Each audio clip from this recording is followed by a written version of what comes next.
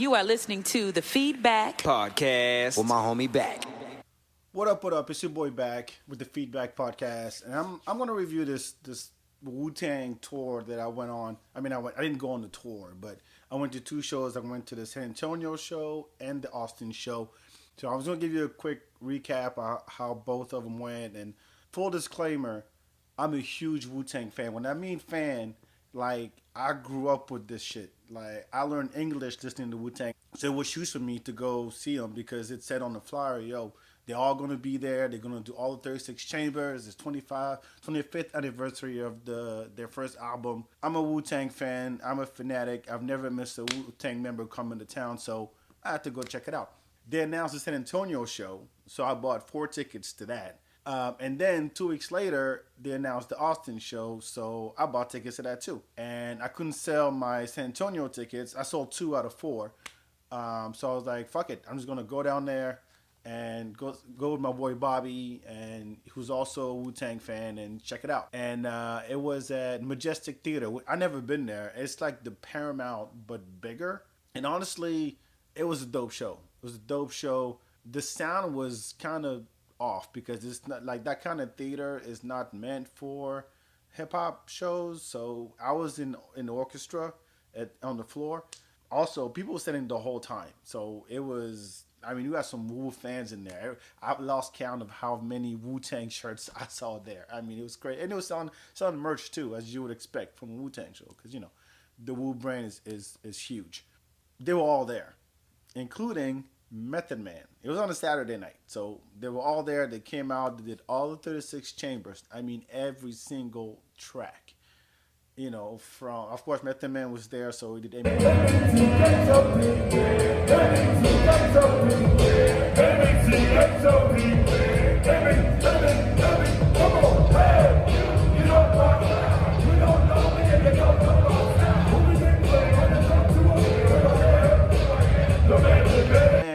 they did the 7th Chamber, Wu Tang Clan nothing to fuck with, shame on the nigga, all of that.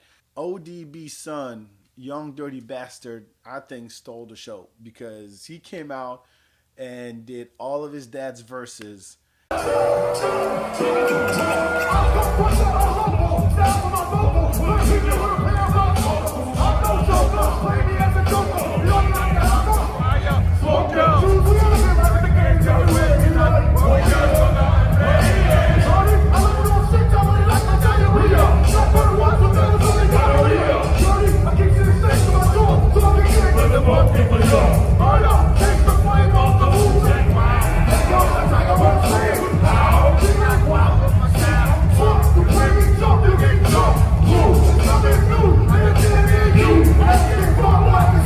And really blew it out of the park.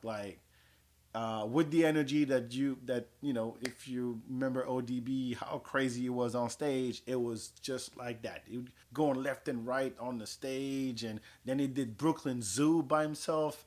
He did Shimmy Shimmy Yaw. He did I Got Your Money. Capadonna came out and did Run off of the Pillage album.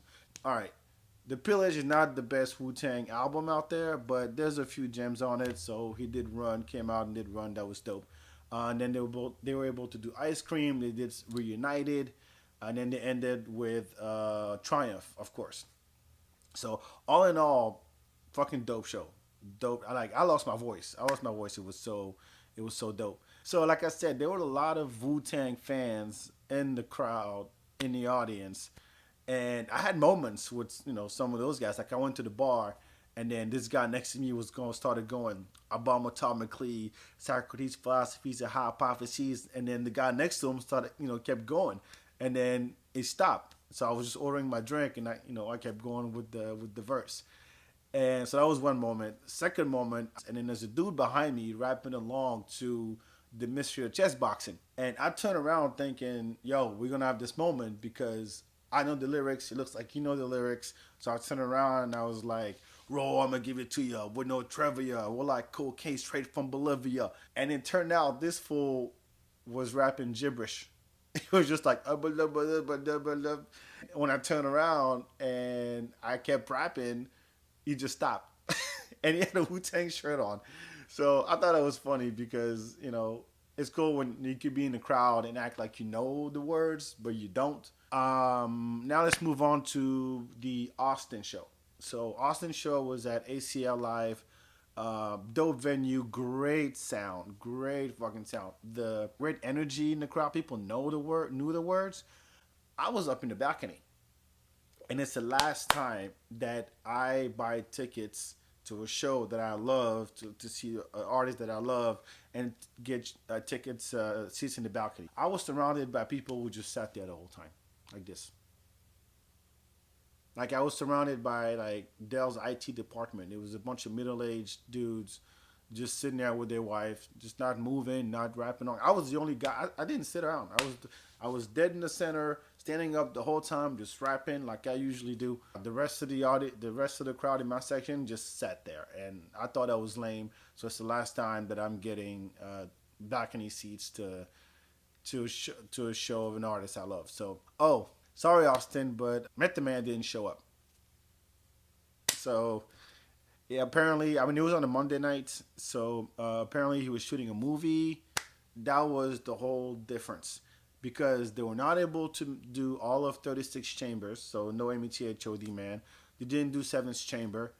They did the other songs though, and then they covered Method Man's verses on the other tracks. But I'll take bad sound and fake fans, and I'll trade all that for a Method Man on stage.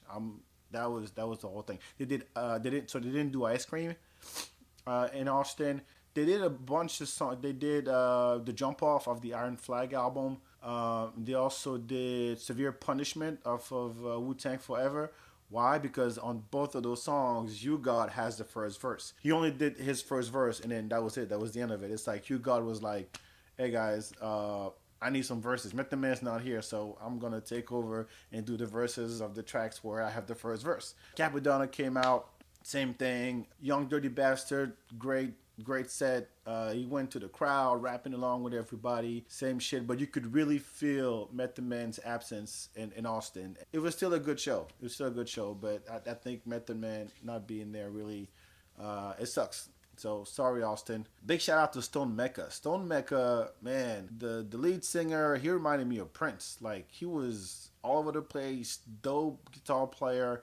Loved the energy, loved the songs. It was funky and rock and roll at the same time. Everybody in that band killing it. So make sure you follow Stone Mecca on all social medias and all that good stuff. Check out their everything they do. That was a great set. And then a big shout out to DJ Notion, Music in Mind.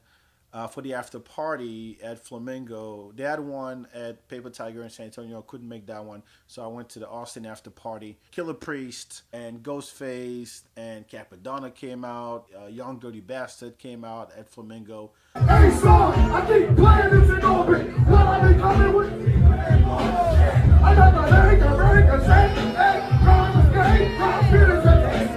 bitch, this time I'm asking it. Niggas got their hands on what? If you want to check out some hip hop, in Austin and San Antonio, check out musicinmind.net. I know Ali Shaheed and Adrian Young were in town recently, so shout out to DJ Notion for putting that together. But if I were to compare the two, this is San Antonio, this is Austin, and the only difference, the only delta here is Method Man.